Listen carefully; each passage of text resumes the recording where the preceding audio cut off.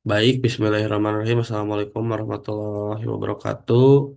Perkenalkan, nama saya Aditya Dwi Saputra dengan NIM 24500310055 dan rekan saya Naufal Sahir Wardiansa dengan NIM 24500310053. Di sini kami akan mempresentasikan hasil pengerjaan tugas besar struktur baja 2 yang telah kami kerjakan, yaitu membuat perencanaan gedung 5 lantai menggunakan material baja mutu BJ37. Untuk mempersingkat waktu, langsung saja kita masuk ke poin pembahasan yang pertama, yaitu latar belakang dan tujuan yang akan dijelaskan oleh rekan saya.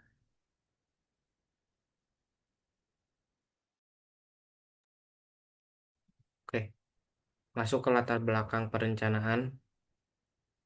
Alasan utama kami memilih material baja gedung bertingkat 5 lantai ini adalah karena baja memiliki strength of weight ratio atau rasio kekuatan terhadap berat sendiri yang sangat tinggi jika dibandingkan dengan beton bertulang.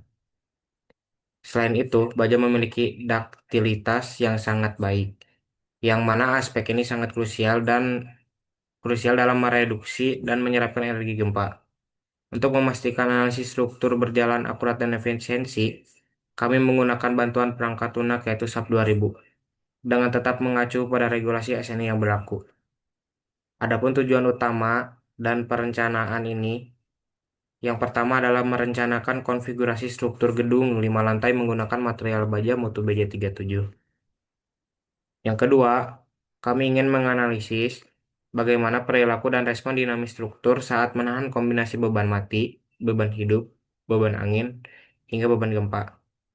Dan yang terakhir, kami ingin memastikan dimensi elemen struktur yang kami pilih, mulai dari balok, kolom, hingga bracing, berada dalam kondisi aman, tidak overdesign, dan seluruh rasio kapasitas memenuhi standar SNI 03-1729-2002. Oke, berikutnya adalah data teknis perencanaan yang kami gunakan sebagai input awal.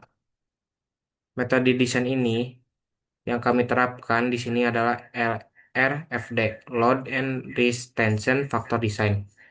Spesifikasi material utamanya menggunakan baja BJ37 dengan kuat leleh FY-nya 240 MPa dan kuat putus FU-nya 370 MPa, serta plat lantai menggunakan beton dengan ketebalan 100 sampai 120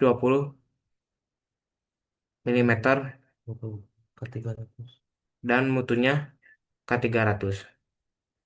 Jika diperhatikan pada list profil struktur per lantai, kami sengaja menerapkan konsep sizing atau variasi penampang-penampang berdasarkan elevasi gedung dan efisiensi materi. Pada lantai 1 dan lantai 2, karena gaya aksial dan momennya paling besar, kami menggunakan kolom profil King Cross berukuran yaitu King Cross 700 dan King Cross 588. Dengan balok utama IWF 500, seiring bertambahnya ketinggian gedung di lantai 4 dan di lantai 5, beban yang dipikul semakin mengecil, sehingga dimensi penampang kami reduksi menjadi kolom WF 400 dan IWF 350, serta balok anak ukurannya WF 300. Langkah ini kami ambil agar struktur tetap aman namun volumenya tidak akan membengkak. Masuk ke aspek pembebanan yang kami input ke dalam SAP 2000. Pembebanan ini kami bagi menjadi beban statis dan beban lateral. Untuk beban mati atau dead load, selain berat sendiri material yang langsung dihitung otomatis oleh SAP 2000 sebagai shape weight, kami memasukkan beban mati tambahan berupa beban atap sebesar 600 kg meter persegi dan komponen lantai sebesar 50 kg per meter persegi. Untuk beban hidup atau live load, inputnya kami bedakan berdasarkan fungsi ruang merujuk pada SNI pembebanan. Area koridor kami set lebih besar yaitu 300 kg kilogram per meter persegi karena faktor keramaian. Ruang kelas sebesar 250 kilogram per meter persegi. Dan bagian dak atap sebesar 100 kilogram meter persegi. Selanjutnya untuk beban lateral, kami memasukkan beban angin arah X dan angin arah Y sebesar 25 kilogram per meter persegi. Untuk beban gempa, kami menggunakan pendekatan statik ekuivalen dengan menginput beban massa lateral pada lantai 1 sampai lantai 5 sampai lantai 4 sebesar 500 kilogram 50.000 kilogram meter persegi dan pada lantai atap sebesar 25.000 kilogram meter persegi. Seluruh beban tunggal ini kemudian dikombinasikan ke dalam empat persamaan LRFD yang tertera di slide mulai dari beban gravitasi murni 1,4 D hingga kombinasi gempa ortogonal 1,2 ditambah 1,0 E ditambah kurang lebih 0,3 E ditambah 0,5 L untuk mencari kondisi gaya yang paling ekstrim. Oke, selanjutnya akan dilanjut oleh rekan saya. Baik, baik. Di slide ini ada pemodelan struktur baja. Di slide ini Bapak dan rekan Asdos bisa melihat visualisasi pemodelan 3D dan portal dari software SAP 2000 versi 14 yang kami kerjakan. Salah satu konfigurasi penting yang kami tambahkan di sini adalah sistem bracing menggunakan profil IWF 350 kali 175 pada bidang YZ. Fungsi utama dari bracing ini adalah sebagai sistem penahan gaya lateral yang bertugas menyalurkan gaya akibat gempa dan angin langsung menuju ke pondasi. Dengan adanya bracing, efek interstory drift atau simpangan antar lantai dapat diredam secara signifikan dan kekakuan global struktur meningkat. Selain itu, untuk bagian boundary condition atau kondisi batas di tumpuan paling bawah, kami tidak membedakan sebagai jepit murni, melainkan menggunakan model spring support. Untuk hal ini ditunjukkan untuk mensimulasikan penyaluran gaya reaksi kolom bawah ke pondasi tiang bor pile secara lebih realistis dengan mempertimbangkan faktor elastisitas atau kontesta pegas tanah di lapangan. Untuk analisis gaya dalam kritis dan deformasi, eh, setelah dilakukan analisis atau running pada program, kami meninjau perilaku dinamis struktur melalui mode getarnya. Di sini kami lampirkan tiga mode getar, yaitu mode satu, mode 2, dan mode 3.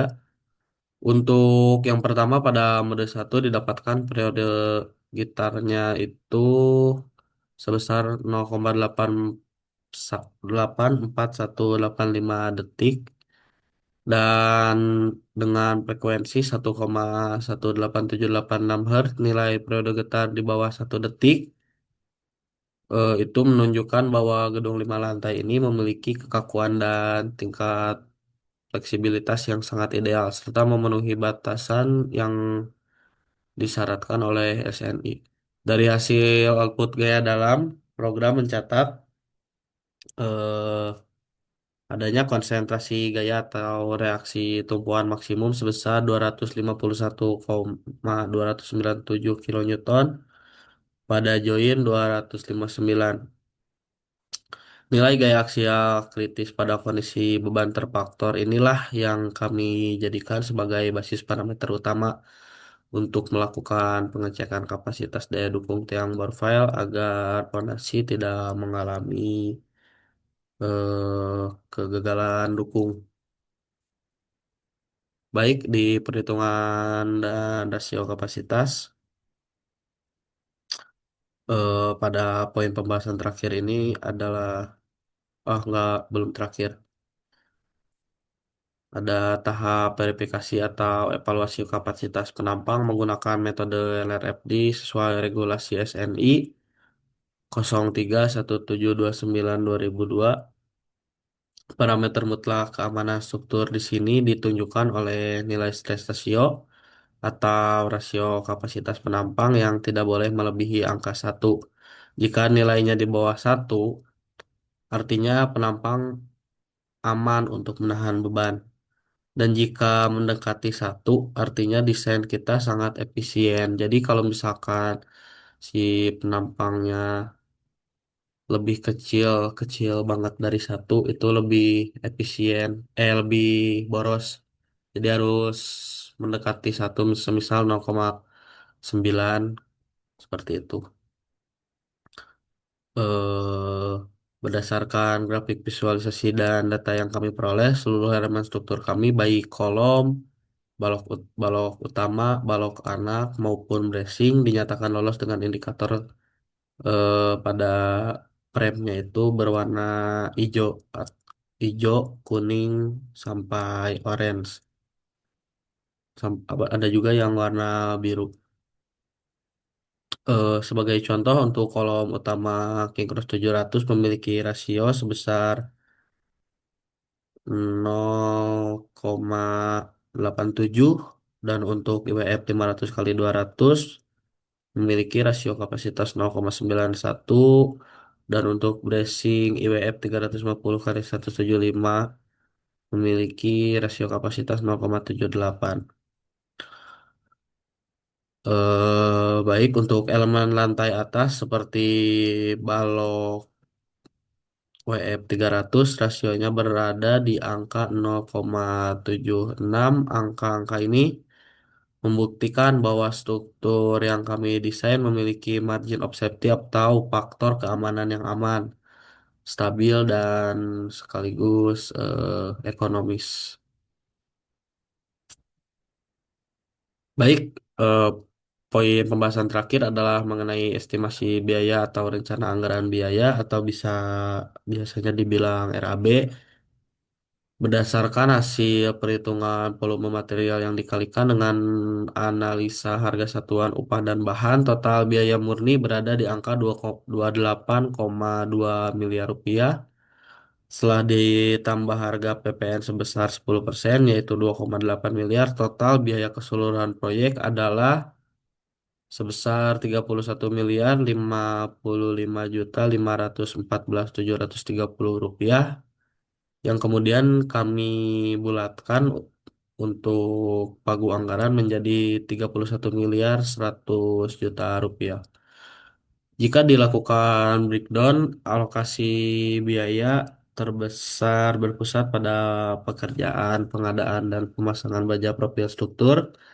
Pemasangan profil balok IWF 350 memakan biaya sekitar 6,9 miliar, disusul oleh komponen kolom utama King Cross 700 sebesar 5,1 miliar rupiah, dan kolom King Cross 588 sebesar 3,7 miliar rupiah.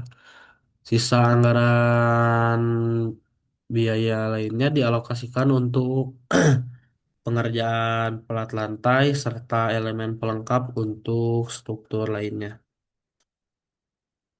Baik,